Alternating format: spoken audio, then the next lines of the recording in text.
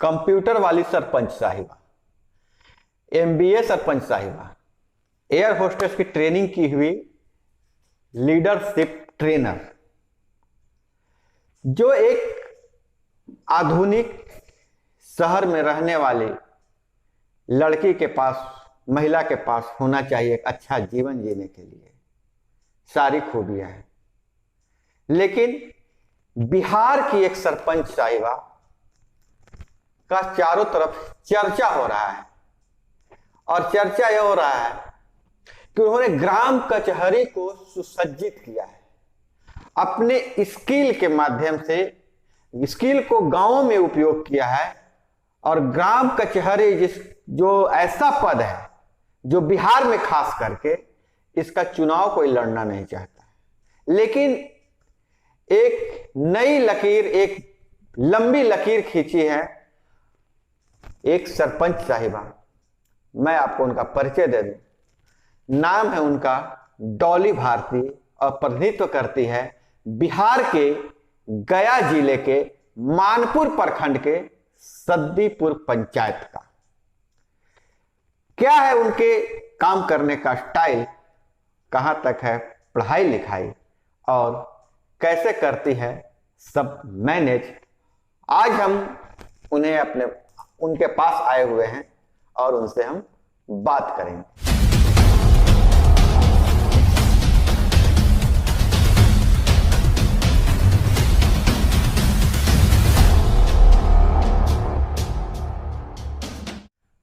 हमारे साथ हैं सादीपुर पंचायत के ग्राम कचहरी, कहिए ग्राम कचहरी के सरपंच साहिबा डॉली भारती जी।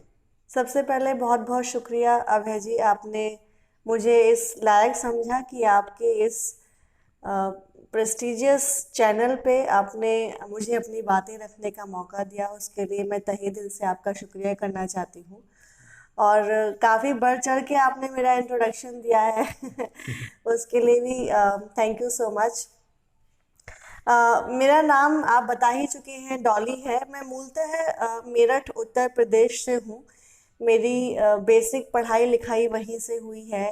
ग्रेजुएशन तक मेरी सभी पढ़ाई लिखाई मेरठ में ही हुई है। चौधरी चरण सिंह यूनिवर्सिटी से मैंने ग्रेजुएशन किया है, और मैं MBE हूँ सिम्बायोसिस यूनिवर्सिटी पुणे से। इंटरनेशनल बिजनेस में मैंने MBA किया, और लगभग 11-12 साल का फुल टाइम मल्टीनेशनल कंपनीज का मेरे पास अनुभव रहा है। नोएडा, दिल्ली, गुड़गांव, इन 3 मेट्रो सिटीज़ में तो मैंने लगभग 10-11 साल वहाँ पे रह के फुल टाइम काम किया है। और उसके बाद में अलग अलग कंपनीज के द्वारा मुझे प्रोजेक्ट वाइज भी बुलाया जाता है। देश विदेश में ट्रेनिंग देने के लिए भी मैं गई हूँ। नेपाल में गई हूँ, इंडिया से अगर बाहर की बात करूँ तो। और इंडिया के मैक्सिमम मेट्रो सिटीज़ में मैं कंपनीज के थ्रू लीडरशिप ट्रेनिंग प्रोवाइड करने के लिए गई हूँ। तो ये मेरा कॉर्पोरेट एक्सपीरियंस है जो मैं आपके साथ साझा कर रही हूँ। मेरी शादी बिहार में हुई है। जो मेरे हस्बैंड हैं डॉक्टर धर्मवीर भारती, वो मूलतः बिहार से बिलोंग करते हैं, गया डिस्ट्रिक्ट से बिलोंग करते हैं। और शादी के बाद भी मैंने काम किया मल्टीनेशनल में। मेरी जो सासू माँ नीलम देवी थी, वो यहाँ पे ग्राम पंचायत शादीपुर की कचहरी शादीपुर में सरपंच थी। 2 बार सरपंच रही वो। 2017 में उनके दूसरे टेन्योर में मिड टर्म में उनका देहांत हो गया था। तो फिर मैंने ये फैसला लिया कि मैं वहाँ से मूव करूँगी, अपने मेट्रोपॉलिटन सिटीज़ से मैं मूव करूँगी बिहार में। और 2018 में जब बाय इलेक्शन हुआ, उसमें चुनाव लड़ने का हमने डिसीजन लिया, और जनरल सीट थी। उस जनरल सीट पे चुनाव लड़े, और ईश्वर की कृपा रही और जनता का आशीर्वाद रहा कि संयोगवश जीत गए। जबरदस्त है। तो चुनाव तो जीतते ही हैं लोग, कोई ना कोई तो चुनाव जीत जाता है। बहुत सारी चीजें हैं। आपकी सासू माँ सरपंच थी, उसके बाद बहू चुनाव लड़ रही, तो सहानुभूति में भी वोट मिल जाता है। लेकिन यह डिसीजन बहुत कठिन होता है, खास करके आज के पीढ़ी के लिए, कि मेट्रोपॉलिटन सिटी एक अच्छा कैरियर छोड़ के गांव में आना। तो यह डिसीजन लेने की मतलब आपको प्रेरणा कहाँ से मिली, कैसे आपने लिया? एक्चुअली बचपन से ही मुझे गांव से बहुत लगाव है। और जब मैं जवाहरलाल नेहरू जी की आत्मकथा पढ़ती थी, या फिर जो महान पुरुष हुए हैं या महान महिलाएं हुई हैं हमारे देश की, तो जब उनकी ऑटोबायोग्राफी पढ़ती थी तो मुझे कहीं ना कहीं लगता था कि असली भारत जो है वो गांव में बसता है। और गांव को समझने का मौका, मुझे लगा कि यही मौका है कि मैं गांव में रह सकती हूँ, और एक सेवा के रूप में अगर मैं आऊँगी तो मुझे वहाँ पे अपनी स्किल्स को यूज़ करने का भी मौका मिलेगा। और जो मेरे बचपन से ये था कि गांव में जाके समझना है, और स्पेशली अब बिहार के गांव में आके इस चीज़ को समझी, तो उस चीज़ को मैंने ये बहुत कॉन्शियसली डिसीजन था। और उसके कई सारे इफेक्ट भी हैं, कई सारे पॉजिटिव भी हैं, कहीं कहीं कुछ लगता भी है कि हाँ कुछ चीज़ें छूट गई। जैसे कि सबसे बड़ी चीज़ मुझको लगती है कि मेट्रोपॉलिटन सिटी में जो मैं मिस करती हूँ वो है प्राइवेसी, जो कि ग्रामीण परिवेश में प्राइवेसी नहीं होती है, और स्पेशली जब राजनीति में आप आ जाते हैं तो बिल्कुल भी नहीं होती है। तो वो चीज़ होती है, सुविधाओं का बहुत बड़ा अंतर होता है, उस तरह की सोसाइटी का भी अंतर होता है। लेकिन ग्रामीण परिवेश को समझने का जो मेरा सपना था, उस सपने को मैंने समझने के लिए डिसीजन बहुत कॉन्शियसली लिया था। अब तक वो तो फर्स्ट टेन्योर की बात है, ये आपने पूरा किया। आपको क्या लग रहा है कि आप कहाँ तक ग्रामीण परिवेश को समझ पाई हैं? 2018 में मैं आई थी यहाँ पे अपनी पंचायत में, और 2022 चल रहा है ये, तो लगभग 4.5 साल हुए हैं। तो मतलब बहुत ज़्यादा तो मैं नहीं कह सकती कि 100% समझ गई हूँ, क्योंकि जो चीज़ जन्म से जहाँ पे होती है जितना समझी जा सकती है, अभी तो उतना तो 100% नहीं है, लेकिन मोटी मोटी चीज़ें मुझे समझ में आ गई है। जैसे कल्चर वाइज मुझे चीज़ें समझ में आ गई हैं, language wise, mentality wise, gender को देखने के तरीके का लोगों का क्या है ग्रामीण परिवेश में, चीज़ों की प्रायोरिटीज़ क्या हैं, लोगों की प्रायोरिटीज़ क्या है, शिक्षा को लेके क्या सोचते हैं, स्वास्थ्य को लेकर क्या सोचते हैं, उनके जीवन में क्या आकांक्षाएं हैं, क्या सपने हैं, और हम क्या कर सकते हैं। अगर हम किसी एक पर्टिकुलर जगह पर हैं तो हम वहां पे रह के क्या कर एक सकते हैं। सरपंच के रूप में इसकी शुरुआत आपने अगर बदलने के बाद, जहाँ तक कि आपके पास स्किल है, मैनेजमेंट के छात्र रहे हैं, मैनेजमेंट आपने किया है, तो आपने शुरुआत कहाँ से किया बदलने?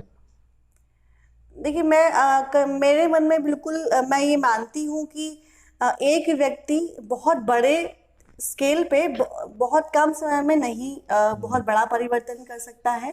तो मेरा मानना ये है कि हम जहाँ पे रहें वहाँ पे अपनी जिम्मेदारी को और अपनी ड्यूटी को ईमानदारी से करें। तो मेरे लिए सबसे बड़ा परिवर्तन अपनी पोस्ट पे रहते हुए लोगों को न्याय देना, लोगों को सुलभ न्याय देना, और जाति धर्म और उनकी जो आर्थिक स्थिति है उससे परे उठकर लोगों को न्याय देना ही मेरे बदलाव का एक मुख्य कड़ी है। इसमें चुनौतियां क्या थी?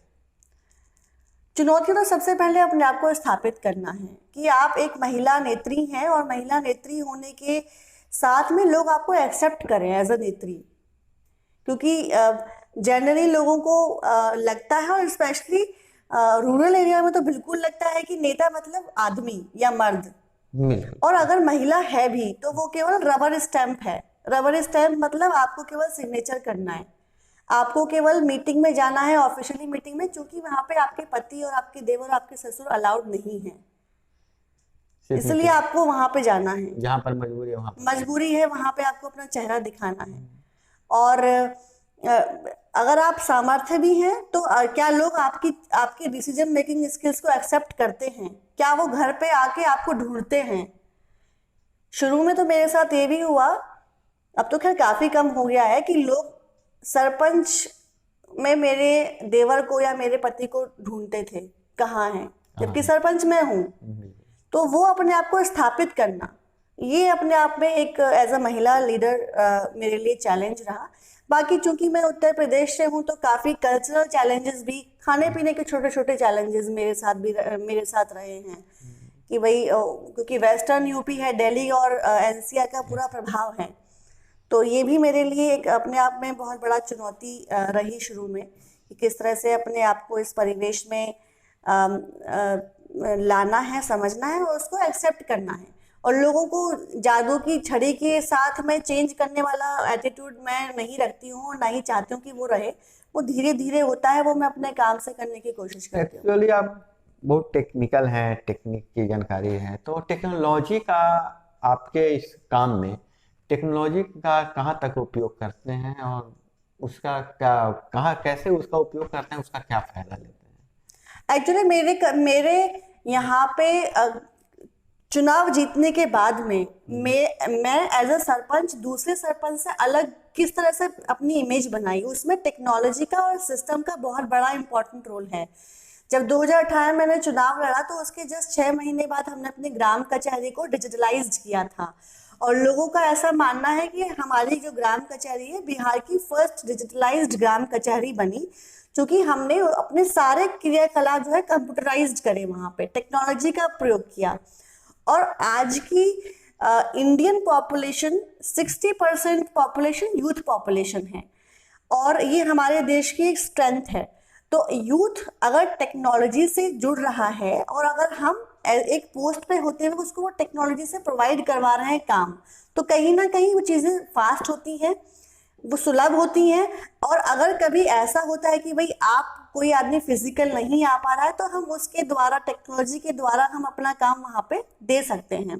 दूसरी चीज़ ये हुई कि टेक्नोलॉजी के यूज़ करने से एक स्टैंडर्ड मेंटेन हुआ। जैसे मेरे कचहरी में जो भी आर्मी के जो लड़के दौड़ में जाते हैं या किसी भी पोजीशन में अपने लिए कंपटीशन में जाते हैं, तो हम जिस तरह के सर्टिफिकेट्स उनको यहाँ से एनरोल करके देते हैं, जो उनको निकाल के देते हैं, तो वो स्टैंडर्ड मेंटेन करते हैं और आपकी पंचायत की पहचान होती है, आपके ब्लॉक की पहचान होती है, आपके डिस्ट्रिक्ट की पहचान होती है और आपके राज्य की पहचान होती है। तो वहाँ पे जो मेजर जो होते हैं या कर्नल जो होते हैं, जो असेसमेंट जो वहाँ पे फैकल्टी होती है, वो मुझे आके बता रहे थे, अपना शेयर कर रहे थे एक्सपीरियंस कि मैम आपने जो सर्टिफिकेट बना के दिया वो उन्होंने एज एन एग्जाम्पल लोगों को दिखाया कि देखिए इस तरह के सर्टिफिकेट होने चाहिए, आप लोगों को भी ऐसे बनवा के लेके आना चाहिए। तो कहीं ना कहीं उनको भी अपने स्थान की गौरव की अनुभूति होती है और वो चीज उनके अंदर जागृत होती है अगर मेरे काम के माध्यम से, तो मेरे लिए एक बहुत बड़ा अचीवमेंट, मैं उस चीज को मानती हूँ। एक चीज और मैं आपसे जानना चाहूंगा कि कोई भी चीज कभी पूर्ण नहीं होता है, तो आपका जो इस स्किल को आपके स्किल दूसरे तरफ था, अभी आप जनप्रतिनिधि हैं, लोगों का नेतृत्व कर रहे हैं, तो इसको धार देने के लिए आप क्या करती हैं? क्या कहीं कोचिंग क्लासेस करते हैं या ट्यूशन करती हैं या फिर पढ़ती हैं विभिन्न माध्यमों से? मतलब कुछ तो सीखना पड़ता है, तो उसके लिए क्या करते हैं? बिल्कुल, मतलब बहुत इम्पोर्टेंट आप प्रश्न कर रहे हैं, क्योंकि हम कोई भी पूर्ण नहीं होता और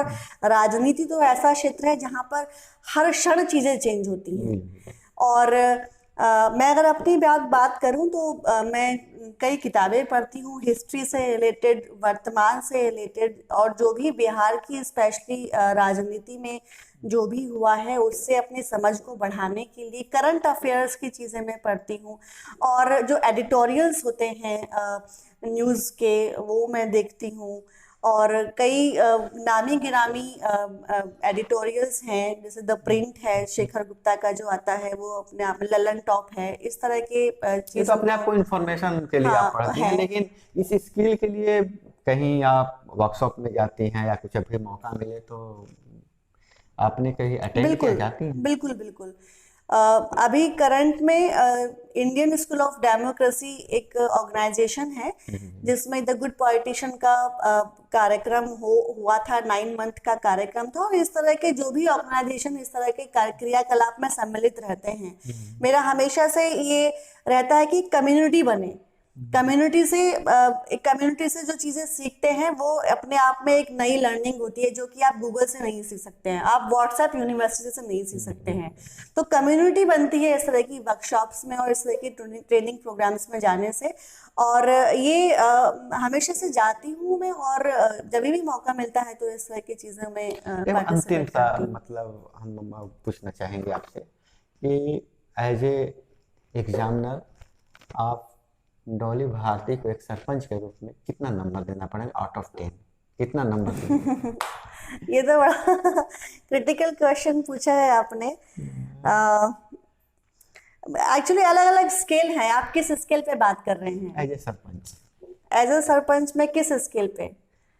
वर्क की एफिशिएंसी के स्केल पे, या फिर मोरल ग्राउंड पे, या फिर लोगों के ओवरऑल आप पूछ रहे हैं? ओके,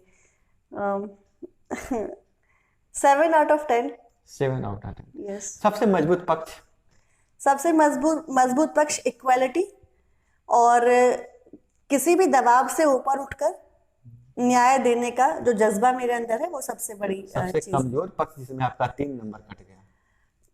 चीजों को बैलेंस करने के लिए फैमिली को टाइम देना है, और इतने कभी कभी क्या होता है कि इतने पेचीदा केस आ जाते हैं कि उसको समझने के लिए और समझाने के लिए लोगों को एक बहुत बड़ी चुनौती हो जाती है, क्योंकि कुछ कुछ लोगों की समझ इतनी विकसित नहीं होती है कि वो शिक्षा के आधार पे समझें या कानून के आधार पे समझें। वो कहावत है ना कि क्या तो कहावत है हमारे यहाँ पे उत्तर प्रदेश में, बोलते हैं कि कुछ भी कह लो लेकिन जो खूंटा है वो यहीं पे गड़ेगा। तो ये तो यहाँ पे मैं बिल्कुल देखती हूँ कि कितना ही आप समझा लीजिए, लेकिन जिसने सोच लिया लड़ना है तो लड़ना है। क्यारी के लिए मतलब पूरा खेत आप बेच सकते हैं, है ना? बिल्कुल। तो ये सब चीजें रच बस गई हैं पूरा ग्रामीण जीवन में, आप देख रहे हैं। तो बस आप जो भी हमारे देख रहे हैं दर्शक, मैं सरपंच के लिए नहीं, बिहार की महिलाओं के लिए जो इस फील्ड में आना चाहती हैं, उनके लिए क्या संदेश देना चाहिए? देखिए, राजनीति में मुझको लगता है कि महिलाओं के नेतृत्व की बहुत ज़रूरत है, और प्लेटफॉर्म पूरा खाली पड़ा है। महिला नेतृत्व है, 50% रिजर्वेशन दिया है बिहार गवर्नमेंट ने। जिला पंचायती स्तर की जो व्यवस्था है, चुनावी व्यवस्था, उसमें 50% रिजर्वेशन महिलाओं का है। लेकिन सुदृढ़ नेतृत्व की आवश्यकता मुझको लगती है। मैं इस चीज़ को बड़ी जिम्मेदारी के साथ मानती हूँ कि कहीं ना कहीं हमारे राज्य में सुदृढ़ महिला नेतृत्व की कमी है। उसमें अगर बिहार सरकार ने ये एक पहल ली है, पूरे देश में फर्स्ट स्टेट है जिसने 50% रिजर्वेशन दिया है पंचायती राज सिस्टम में, तो हमको भी, हमारी भी जिम्मेदारी बनती है कि हम खुद से भी कुछ इनिशिएटिव लें। अगर हम उस पोजीशन पे हैं या आना चाहते हैं, तो फैमिली का सपोर्ट तो बहुत इंपॉर्टेंट है। पॉलिटिक्स में विदाउट फैमिली सपोर्ट आप सस्टेन नहीं कर सकते हैं। You can not sustain in politics without family support. Second thing, you should always keep yourself updated. We should be ready to learn from the outer world, also the community. और सबसे important चीज है कि अगर हमको नहीं आता है, हमारे अंदर सीखने की कितनी चाह है, हमारे अंदर रिस्क लेने का कितना जज्बा है, हम डिसीजन लेने के लिए तैयार हैं, हम गलतियां करने के लिए तैयार हैं कि नहीं, हम उन गलतियों से सीखने के लिए तैयार है कि नहीं, हम अपने राइट्स को कितना समझते हैं, हम अपनी ड्यूटीज को कितना समझते हैं, हम कॉन्स्टिट्यूशन को कितना समझते हैं। मुझको लगता है कि अगर इतनी सब बेसिक चीजें हम लोग समझ जाएंगे, तो फीमेल लीडरशिप जो है बिहार में एक बहुत बड़ा एक पिलर बन के कॉन्स्टिट्यूशन में साबित आ सकता है। इंफॉर्मेटिव होना चाहिए, सभी मतलब जो भी हैं उनको पता, करेजियस एंड करेजियस। और एम्पावरमेंट की बात है तो खुद आपको लड़के लेना होगा। इवन एम्पावरमेंट की बात मैं नहीं करूंगा। तो दोस्तों, यह थी हमारे साथ सरपंच साहिबा डॉली भारती, और मैं तो खोसा गया था इनकी बातों में, और आपको भी उम्मीद है कि बहुत अच्छा लगा होगा। और आप लोगों से गुजारिश है, अगर चैनल पे नए हैं तो चैनल को सब्सक्राइब जरूर कर लीजिएगा। वीडियो पसंद है तो लाइक करते हुए डॉली भारती के लिए 2 शब्द जरूर कहिएगा। और आप किससे मिलना चाहते हैं, आपके नज़र में कोई ऐसी जनप्रतिनिधि हैं जिनको आप देखना चाहते हैं या सुनना चाहते हैं, तो कमेंट में जरूर बताइएगा। आपका बहुत बहुत धन्यवाद।